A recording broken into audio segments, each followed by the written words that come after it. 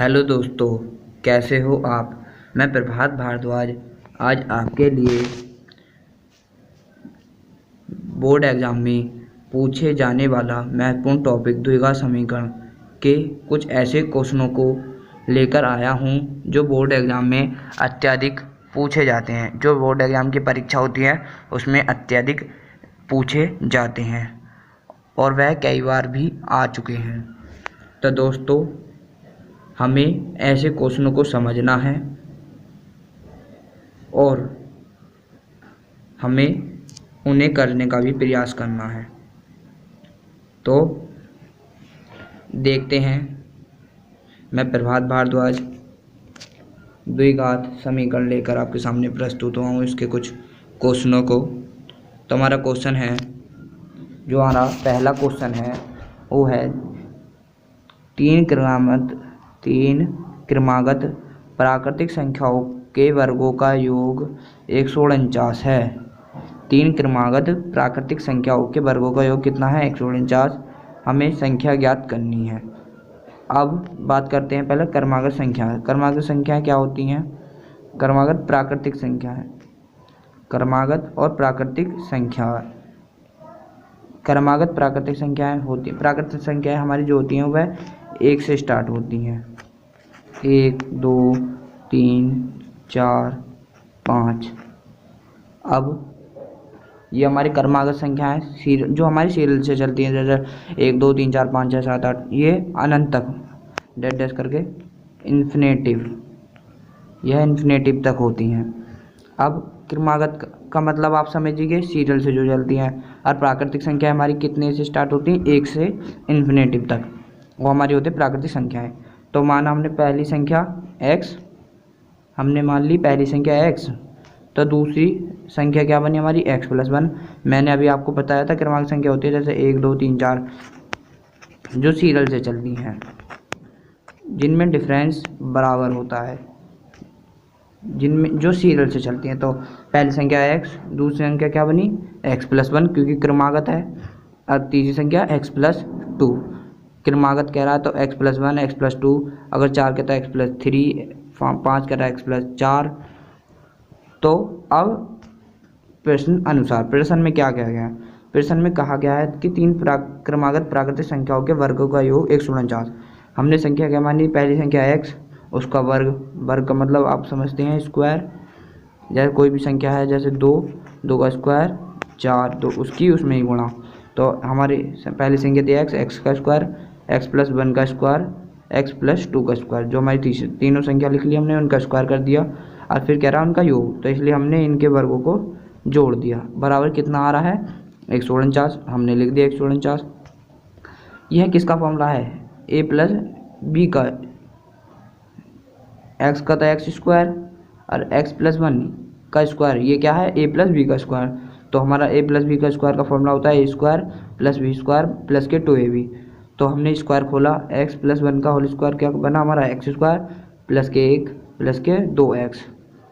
a की जगह कितना है? x, और b की जगह 1, और 2 की जगह 2, और a की जगह x, और b की जगह 1।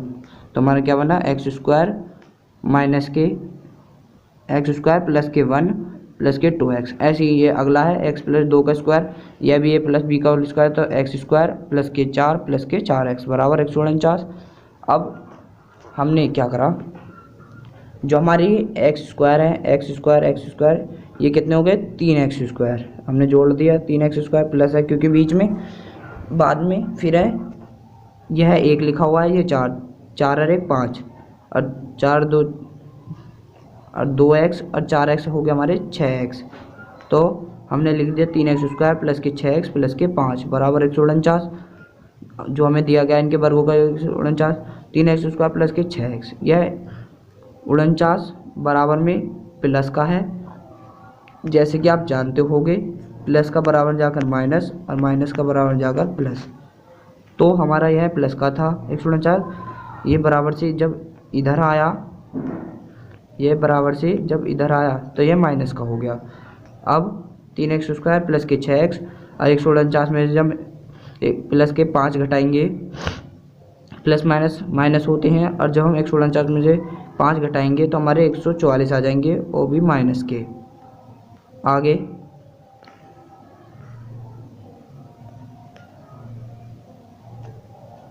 3 से भाग करने पर हमने क्या करा, 3 से समीकरण को भाग कर दिया, जिससे हमारी समीकरण छोटी हो जाती है और हमारा सवाल भी आसान हो जाता है। तो हमने जब इसे 3 से भाग करा, 3 से 3 कट गया, तो यहाँ पे क्या बचा एक्स स्क्वायर। फिर 3 से हमने 6 को काट दिया, 2x, क्योंकि 2 आया ना, 3 दूनी 6 तो 2x, और 3 से जब हमने 144 को काटा तो 48, वो भी माइनस का। अब ये बन गई द्विघात समीकरण। द्विघात समीकरण क्या होती है? द्विघात समीकरण वह होती है जिसमें किसी भी समीकरण के 2 मान निकलते हैं। द्विघात समीकरण द्विघात समीकरण को द्विघात समीकरण इसलिए कहते हैं क्योंकि उसके किसी भी समीकरण के 2 मान निकलते हैं। तो हमारी समीकरण बनी एक्स स्क्वायर माइनस के 2x और माइनस के 48। अब हमें क्या करना है, अब हमें इनके टुकड़े करने हैं। 48 है, 48 के टुकड़े करने हैं कि घटका आए 2। अब हमें पता क्या चली, घटका आए, इस माइनस से हमें पता चलेगी हमारा घटक लाना है या जोड़कर। तो माइनस है तो घटाकर लाना है, इससे पता चलेगी कि जो हमारे टुकड़े बनेंगे उनका निशान कैसे होंगे। तो हमने 48 के टुकड़े कर दिए, 2 से काटा 24, 2 से काटा 12, 2 से काटा 6, 2 से काटा 3 और 3 से काटा 1। अब हमें इनके क्या करना है, 2 दूनी 4, दूनी 8 और 3 दूनी 6। हमारे टुकड़े बन गए 8 और 6। अब हमें इनके निशान कैसे डिवाइड करने हैं, ये 8 और 6 हमारे बन गए। अब हमें इनके निशान कैसे लगाने हैं, माइनस का मतलब मिस घटा कर लाने हैं। तो 8 में से 6 घटा दिया और लाने कैसे हैं, प्लस के। इस निशान से हमें पता चलती है कि जो हमारे मूल आएंगे, जो हमारे टुकड़े आएंगे वो प्लस का आएगा, ये मिस जोड़ का आएगा। तो हमारा ये प्लस का 8 और माइनस के 6, जब भी तो हमारे घट के प्लस माइनस माइनस होते हैं और घट के कितने बचेंगे 2, और वो भी कैसे, प्लस के, क्योंकि प्लस का निशान है 8 का। तो हमने लिख दिया एक्स स्क्वायर प्लस के 8x माइनस के 6x माइनस के 48 इक्वल टू 0। हमने इनमें से अब क्या करना है, हमें इनमें से कॉमन निकालना है। इनमें से कॉमन निकाला और इनमें से तो x, तो अंदर क्या बना x प्लस 8, जब कम घात वाला कॉमन निकालते हैं यहाँ पर 6x कॉमन निकाल दिया तो यहाँ पर बचा x प्लस 8। यदि ये दोनों हमारे बराबर चल रहे हैं तो हमारा जो हमारे सवाल है ये हमारा सही चल रहा है। अगर ये हमारे दोनों बराबर चल रहे हैं ब्रैकेट, तो एक ब्रैकेट जो सेम है उनमें से ले लिया और एक x और x माइनस 6 से बना लिया। तो x माइनस 6 बराबर 0, जो हमारा ये है हमारा x प्लस 8 बराबर में क्या है इसके 0। तो x प्लस 8 बराबर 0 और x बराबर माइनस 8, जैसे प्लस का बराबर हो जाकर माइनस हो जाता है। तो यहाँ पर प्लस था, इधर आकर माइनस हो गया, तो माइनस के 8, और यहाँ पर प्लस के 6 है तो बराबर यहाँ पर क्या है हमारा माइनस के 6 बराबर 0 है, तो x प्लस 6 ये प्लस का हो गया। अब आगे हमारा जो ऋणात्मक मान होता है वह मान्य नहीं होता। तो ये हमारा माइनस के 8 है, ये हमारा मान्य नहीं है, इसे हम मानेंगे नहीं। ये प्लस के जो 6 है इसे मानेंगे। तो पहली संख्या क्या हुई x, पहली संख्या हमारी x मानी थी हमने, तो x का मान कितना है 6, तो हमारी पहली संख्या होगी 6। दूसरी संख्या क्या मानी थी हमने x प्लस 1, तो 6 प्लस x का मान कितना है 6, अरे 1 6 1 7। फिर हमारी तीसरी संख्या क्या मानी थी x प्लस 2, x का मान कितना है 6 प्लस 2 6 2 8। अब हमारी संख्या क्या निकल गई, संख्या हमारी निकल गई 6 7 और 8। यह हमारा सवाल हो गया। दोस्तों चलते हैं नेक्स्ट क्वेश्चन पर। दोस्तों हमारा क्वेश्चन नंबर 2 है, 16 को दो ऐसे भागों में विभाजित करो कि बड़े भाग का वर्ग 2 गुना छोटे भाग के वर्ग से 164 अधिक हो। 16 के हमें ऐसे 2 भागों में विभाजित करना है कि बड़े भाग का वर्ग का दुगना, जो हमारा बड़ा भाग है उसका दुगना छोटे वर्ग के 164 से अधिक हो। अब हमें क्या करना है, पहले हमें मानना है बड़ा भाग माना हमने x हमारा बड़ा भाग है, और छोटा भाग हमने क्या माना 16 माइनस एक्स। 16 माइनस एक्स क्यों माना, क्योंकि जो हमारा दूसरा भाग होगा वह 16 से तो छोटा होगा। हमारा जो x का मान आएगा उसमें से हम घटाएंगे जब भी तो हमारा बड़ा भाग, तब हमने मान लिया x, और पूरा कितना टोटल 16। तो उसमें से अगर हम बड़े भाग को 16 में से घटा दें तो हमारा छोटा भाग आ जाएगा। तो इसलिए हमने बड़ा भाग माना x और छोटा भाग 16 माइनस एक्स। प्रश्न अनुसार हमारा है। अब प्रश्न अनुसार प्रश्न में क्या क्या है, 16 के ऐसे दो भागों को में विभाजित करो कि बड़े भाग का वर्ग। तो बड़ा भाग हमने क्या माना था x, उसका वर्ग कर दिया x स्क्वायर का 2 गुना है। बड़े भाग का वर्ग का 2 गुना। तो बड़ा भाग हमारा था x का 2 स्क्वायर और उसका 2 गुना कर दिया और उसका वर्ग भी कहा है, बड़े भाग का वर्ग। तो बड़े भाग हमारा था x, उसका वर्ग x स्क्वायर और उसका दुगना 2x स्क्वायर। फिर आगे क्या क्या है माइनस, फिर है छोटे भाग के वर्ग से 164 अधिक हो। छोटा भाग हमारा क्या था 116, हमारा छोटा भाग था x minus 16 minus x. Sorry, हमारा जो छोटा भाग है वो है 16 माइनस एक्स। तो 16 माइनस एक्स उसका क्या कहा गया, छोटे भाग के वर्ग से 164 अधिक हो। तो छोटे भाग का हमने वर्ग कर दिया स्क्वायर, जिसे हम स्क्वायर कहते हैं, बराबर कितना है 164, क्योंकि 164 अधिक है तो 164 हमने बराबर में लिख दिया। अब हमारा 2x स्क्वायर है, हमने इसका स्क्वायर कर दिया।